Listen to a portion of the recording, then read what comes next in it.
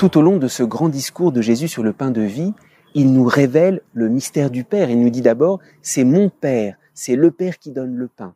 Et puis, ici, il nous dit, moi je vis par le Père, de même, celui qui me mange vivra par moi. Pourquoi est-ce que Jésus nous dit que l'Eucharistie est la grande révélation du mystère du Père? Pour bien le comprendre, il faut voir que le mystère du Père va plus loin que l'autorité. Le Père se dévoile plus quand il donne la vie, quand il donne le pain, que quand il commande. Et dans l'Eucharistie, le Père donne la vie.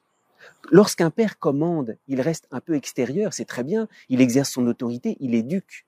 Mais lorsque son enfant naît, lorsqu'il le nourrit, c'est la vie du Père qui se transmet et le Père est infiniment vulnérable. À la croix, le Père donne son Fils. Il ne fait pas que commander avec son autorité, il se donne lui-même à travers son Fils parce qu'il donne ce qu'il a de plus vulnérable. Le Père se donne. Nous, souvent, dans notre tête, le Père, c'est celui qui est loin, qui a autorité, c'est le patriarche.